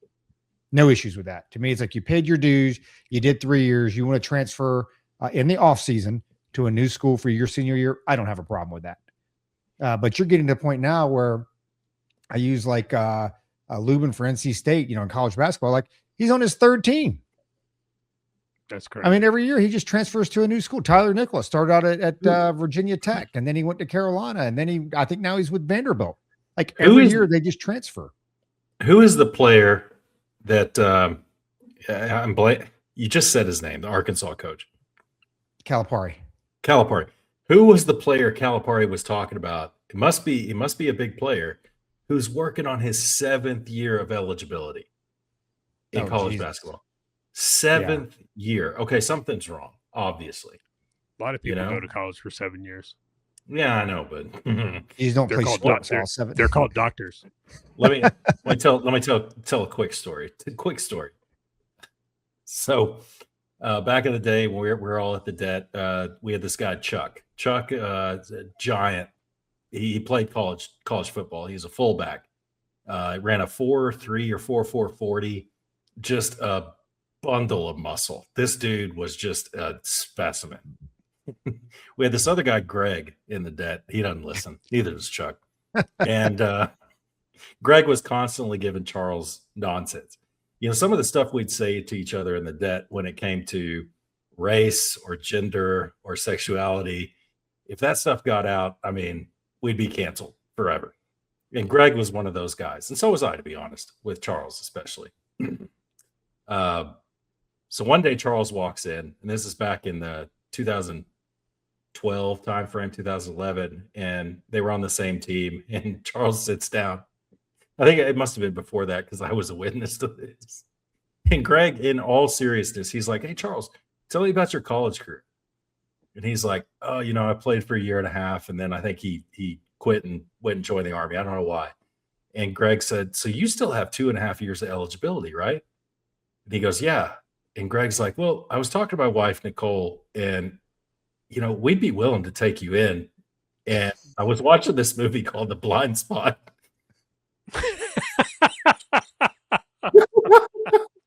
And Charles, "Oh, man, Greg, you're funny, man." That's hilarious. That's not to the point, but it's like Charles still has 2.5 years of eligibility. Now he's far too old, but it's like, eligibility is eligibility. My only question is, how do you get 7 years of that? I still don't understand the whole red shirt thing. I don't get that. Yeah, I think, and I don't know how it is in football. I think like basketball, if you play X amount of games, underneath X amount of games and you get injured, you can apply to be a red shirt, so that year doesn't count, right? And then if you transfer and you only play 2 games, well, that year doesn't count. And then in the COVID year, you get an extra year because of COVID year, so that doesn't count. So you're at 3 years now that don't count. And then you got 4 years that do count, so you're at 7 years, man. Well, I'll tell you what. Back to the college football playoff real quick. Congratulations, universe. I'm actually cheering for Miami. Me too. I almost am cheering for Ole Miss. It's either Ole Miss or Miami, right? I just don't want Indiana to win. I'll tell you what. If Oregon wins and they win in decisive fashion, I could be like, okay, well, that's why Texas Tech lost, because Oregon's just so good, right? So I'm a winner, kind of. Not really, but kind of. But Oregon's not going to win. I know. If Ole Miss wins, I get to put it in Lane Kiffin's face, even though Lane Kiffin will be like, "I got him there." It's like, well, Lane Kiffin. Dude, he's still getting paid. Yeah. But Miami, I don't know. I watched them play. I mean, I like the way they play, man. They played. Miami can win it all. Well. I mean, they looked good. They looked really good. And then Indiana, whatever. I just don't want them to win. I don't know why. I guess I go back to Roger. It's like the blue blood type thing. This is where I agree with Roger. It's like, I want to see the Kansases, the North Carolinas, the Dukes, Georgetown, even remember back in the day when UCLA was good, and like, oh yeah, Wake Forest. And, I like that blue blood type basketball. And Indiana, when it comes to college football, is not. They're not in that league. It's like, what you have no business being this good. They are good this year, though. They are good. Ugh. They are good. And I actually think if it's not Indiana, I think Indiana destroys Oregon. I guess we could do picks. I think Indiana destroys Oregon. Dude, I see Miami beating Ole Miss, and I think Miami gives Indiana a run for their money. God, I hope anybody but Miami wins. I would like to see, I would like to see Indiana win, because again, they're not a football school. It's a Cinderella story. I like it. If not them, then I'd like to see Ole Miss win. I would like to see the Miami Hurricanes cease to exist as a program. So who's your least favorite college football team? Is it Ohio Miami. State? Miami and Ohio State. Well, anybody as else? far as like, other than that, man, I really don't care about the other college, the other college teams. Like Miami, the Hurricanes, and Ohio State, because one, growing up, obviously as an FSU fan, like Miami is just because I remember the '80s Miami, yeah, right, with Jimmy Johnson and them coming, dude. They came off the plane and did BDU pants and black muscle shirts and black hats. It was like, I mean, it truly was. Yeah, you guys seen the convicts versus Catholics? Oh yeah, right. Yeah. Miami playing Notre Dame. Yeah, right. Like it was, dude. It was ridiculous. Miami's got some. They're on par with Philadelphia as far as like having the most terrible fans. They're on par with that. But I have yet to meet anybody that graduated Ohio State that is not a douche canoe. Oh, wait. Say that again. I have not met anybody who graduated from Ohio State, the Ohio State University, who is not a douche canoe. Not one. I haven't even met anybody who graduated Ohio State. I thought you were going a different first name. Yeah, you have. No, dude, Does it start with a B and end with that rad? No. Oh, I did not know he went to. Okay, I thought you were going to go in a different direction because my two least favorite are University of Texas and Notre Dame. Just can't stand them. And University of Texas. Here's the way I thought you were going with Ohio State. It's like I have not met many rabid University of Texas fans who actually went there. It boggles the mind. It's like, why are you a fan? Ugh. Yeah, just can't. Roger, I know you hate Duke. I try to follow. Well, last year I probably followed Carolina basketball or Carolina football more than I ever have, just because, you got Bill Belichick and, seeing what's going to go on with that circus or whatever. But other than Duke, man, like I'm not a fan of NC State, not a fan of Duke. I can go with anybody else. I couldn't care less for Michigan, and that probably stems from their basketball team and their Fab Five. Probably Michigan, man. Outside of like the ACC, just because there's rivalries and Tobacco Road and the Triangle, that type of stuff. But like, really not a fan of Michigan, and not overly a fan of OSU. I mean, I can't say I probably don't hate them as much as Josh does, but they're definitely not getting Christmas cards or anything from me. And just in general, I don't think I'm a fan of the Big Ten. I mean, so what about y'all's dads? So this is in the 80s, right? So you had the U, right? And I've watched the 30 for 30. I watched the U 1 and 2, and I watched Catholics versus Convicts. And when I was growing up, I mean, my dad, I guess I want to understand if y'all's dads was like Herschel Jericho, which the Fab Five and the U, it's like, I don't like all that showy stuff, and that stuck with me. That stuck with me, especially with Miami, because they're playing Penn State, that's hard nose, Pennsylvania linebacker U, I mean, do you think that might have had something to do with it too? Like the showy aspect? Because that's my dad started not following the Cowboys when Michael Irvin went there and Josh's boy Deion Sanders, and he didn't like that showy style of sports. And it came down to the Michigan thing too with the Fab Five. Hate it. Yeah, but it goes beyond just like the showy style, because I get it, because it's the younger generation and this and that. But a lot of it's like, I grew up watching like Dean Smith, right, and the Bill Guthridges, and even the Mike Krzyzewskis. You're talking about legends of the game, and for one, a lot of those. Josh just said it himself, like with Philly fans. One, they just, their programs are they're straight thugs, right? They act like thugs, act like an athlete, act like you're supposed to represent the university.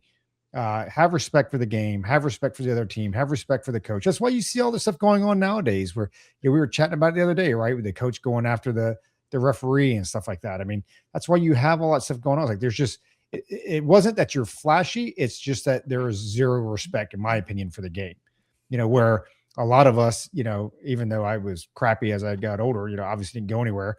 But it's like, hey, man, a lot of us were students of the game as we grew up. You wanted to play better. And I learned offenses and I learned defenses and I watched them on TV. And I bought Dean Smith's book and I read through it and this and that. And then you got these guys that have all the talent in the world. And one, I think 4 of the 5 and probably all 5 were taking money anyway. Right. Yeah. So it's just, it's like, dude, like the whole thing. And they were taking money.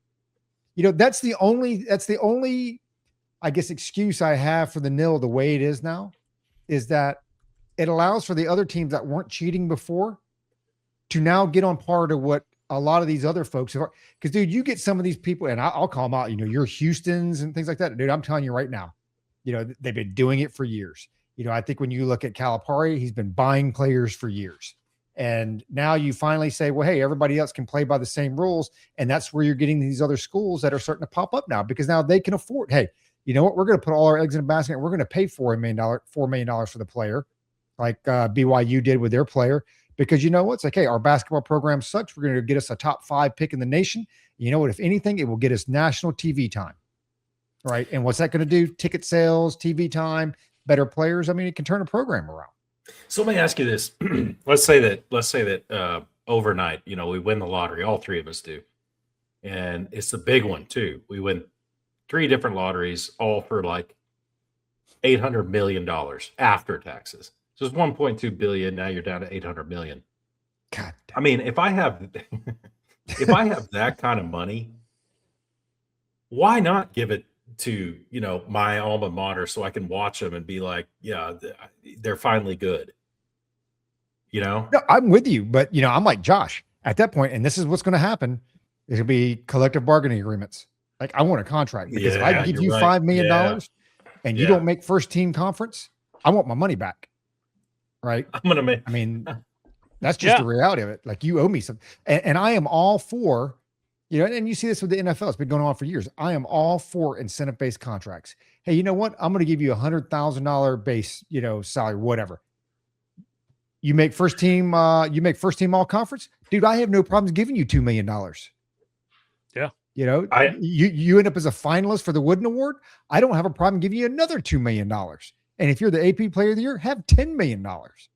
I know we only got a few minutes left, but I want to get Roger started because you already did. Pisses me off. I know, but this is even better. Did you see? You probably didn't. I watch NFL because I'm a sports junkie and I like watching games, right? And the other night when that Cleveland Browns guy they set the record for sacks. Myles Garrett. Yeah. Yes. Where the QB obviously took a dive and then he high-fived the ref. They stopped the game. They should not have stopped the game so he could take a victory lap. I'm like, okay, this stuff is real. Well, you know why that was done, right? I don't know how many sacks did Myles Garrett have in that game? I don't know. Josh, maybe you can Google that because that's how Strahan got the record, right? Strahan, who set the record, because it was like 22 and a half or whatever it was. He got the record because Favre laid down. Yeah. Yeah. It's, but you talk about what brought me to that was the performance-based stuff, because the NFL used to be big on that. If you get this many sacks, you get this amount of bonus, right? It used to be really big on that. I don't know if it is now, but it's like some of the calls I've seen, and I'm going to shut up after this. I want to let you guys go off. Some of the calls I've seen, not so much in basketball, but more in football, NFL, and NCAA. It's like, how am I not supposed to think that this is rigged? Like, it really seems not rigged, but like point shaving, whatever. I'm like, what are we doing here? Josh, what game was it?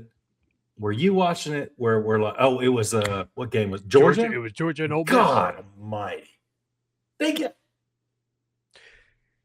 Dude, when it comes to, and that's the thing, right? And this is why I want to see Indiana. This is one of the reasons I want to see a team like Indiana win, right? Because I'm tired of it being Oregon, and the Hurricanes have been in it too much recently. Anyway, regardless, beside the fact, but when you look at that Georgia Ole Miss game, they did everything in their power to give Georgia the opportunity to win that game, even after. Right, the ending to that game was one of the most ridiculous endings I've ever seen in a college football game. The absolute worst. Hour. And this was after, and this is also after. And I'm telling you right now, Georgia can suck it, because that call earlier this year by Kirby Smart, he called a timeout. He was calling for a timeout. Everybody who saw that video knew exactly what this means. When you do this, that is a timeout. But then the refs turned around and allowed him to argue and say, no, I wasn't calling for a timeout. It's like, dude, everybody saw you do that. Everybody that watched that game saw you do that. And the refs were like, I guarantee you, Florida State or any other team would not have gotten away with that. Texas Tech wouldn't have gotten away with that. UNC wouldn't have gotten away with that. But because it's Georgia, SEC, right, the anointed ones, they let Kirby Smart do that. And I was so happy when Ole Miss, when they finally decided, okay, Georgia, we can't do it. We can't, do this again, because it'll be way obvious that this is rigged. And Kirby Smart had to go home. That was the best, dude. It was the best night ever this season. Was watching that, because karma finally got him. Karma's finally come for some of these big SEC teams that have been able to do what they want. It's just maddening. Shit's rigged. I'm telling you right now, it's rigged. Well, I mean, look at it. They've caught cheating in the NBA with players and officials. Remember Donahue? And coaches. They've got cheating in Major League Baseball. So why would there not be cheating in the NFL? Pete Rose. No, I'm joking. Yeah. No, you're absolutely, you're absolutely right. You look at the money that's in college football. Yeah. Especially now, with what we were just talking about. Yeah, absolutely. You'd be crazy if you didn't think there was, some strings being pulled. And the officiating is just horrible. I mean, being a Steelers fan, the one good thing I'm happy about is, one, the game was incredible, but it was good. There were enough, and it wasn't crazy bad, but there were enough bad calls on both sides to kind of even out. Right. So it's like, okay, I can live with that. Cause I get it. There's not going to be a perfect game, but some of these games, dude, are just horrible. Like you get to the point you just can't watch them anymore. I mean, the officiating has gotten so bad. And I don't know if it's like the COVID years and they just didn't have trained officials and they lost some years of experience or whatever the hell the case is. But some of these games are just atrocious. And I don't get it. It's like, I see a foul, I throw a flag, we confer, and then like, no, I didn't see a flag. Or I didn't see a foul. Well, no, you did, because that's why you threw a flag. Dude. Like you just did it because you were bored? Well, back. Go ahead. I was going to say, going back to the Georgia Ole Miss game, they called that pass interference toward the end of the game, right into the fourth quarter, and you're like, that was a terrible pass interference call. Like, that was not pass interference. But they did not call the face mask. Yeah, that also happened right in front of the line judge. The exact same call. Yes, it was like, if you saw the PI that wasn't there, surely you saw that face mask. Surely you saw that. And then they went back and played a couple other highlights. There was another very obvious face mask, like an obvious, like dude's running one way and his head gets jerked the other way, right in front of a ref. Didn't call it because it's Georgia. But you know what? Announcers are starting to call that stuff out now, especially in the NFL. I am seeing more and more announcers like, that's not even, they bring on Saratori or whatever his name is, and a couple of the other officials like, yeah, that's not that's not a clip or whatever. It's like, you've actually got to be moving towards your own end zone, not away, blah, blah. It's like, hey man, they're finally starting to call that stuff out. Good. Jeez Louise. Man, we could go another hour, I think, just on this. We haven't even touched professional wrestling. Man. You know what? I tell you, dude, it's going to be very, very interesting because, they all got bought out and they are all owned, UFC and WWE are all owned by the same company, and they're now in cahoots with Netflix. And then, Netflix now has some football, and then I'm watching football and I see Seth Rollins, a wrestler. I mean, here's one thing. I'm not a fan of it, but they are doing a very good job of cross promoting athletes. Cause it's like, hey, for the demographic that watches the WWE, they'll probably watch football. right? They would probably be interested in that. And UFC. And that same demographic would watch the UFC. So if you're a big Seth Rollins fan or whatever, and you hear he's on, Monday Night Football, guess what you're going to do? You're going to flip it to Monday Night Football, right?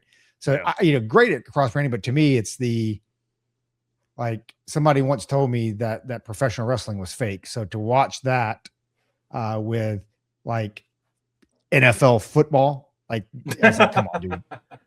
Now, I'm good with like a boxer. If you want to have a professional boxer on there, I'm good if you want to have, a UFC fighter on there. And hey, man, WWE athletes are great. I mean, some of them are former Olympians, right? But it's like, let's be real. You want to put a UFC fighter and have him commentate on, the battles on the gridiron. Yeah, I'm good with that. But man, don't give me some choreographer on there telling me about, calling NFL plays or what they think. It doesn't sit well with me. But whatever, dude, man. That was one of the best comments, Roger. I don't even think you realize what you did there. Probably not. But, don't tell me that it's fake or whatever, and then talk about football. After what we were talking about just now, that was genius. Well, now they're all fake. It's all rigged. Exactly. Dude, exactly. What did you hear? They actually want to entertain betting on WWE matches. Yeah, I don't think that's good. Yeah. How's that going to work? Again, we could they're going to have to put the scripts in a skiff. The script of how it's going to go, they're going to have to put that in the skiff. And then you're going to have some wrestler be like, like the Montreal screw job. Remember that one? What happened? What happens when there's mistakes? Exactly. Oh man, we got a lot of material to work with. So we've got between now and April to pin it down. So we're at 183. Is that what we're at 183? You know what we should do? New Year's resolution, and I know you guys hate those. We should probably try to get to 200 by 2027. That'll happen. Well, that's a bold statement.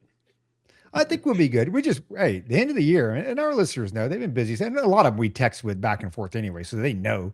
It's like everybody's busy. Everybody's got life going on, and you were moving, and Josh and I on some other things and some traveling, and so it's just like it gets hectic, man. And for all three of us, and some days you're just like mentally tired. You're just like to be able to sit down and do all that. But I think now the New Year's kicked off, and hopefully things have settled down a little bit. Hopefully we can get a little bit more regular. But we always say that. So, dude, Robert was pissed.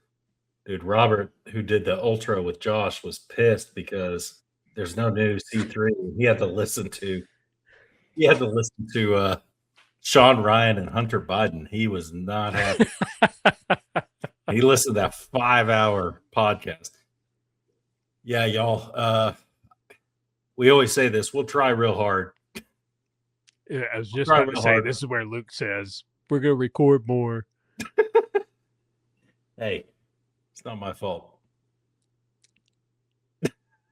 Both those guys Josh smiled and Roger shook his head.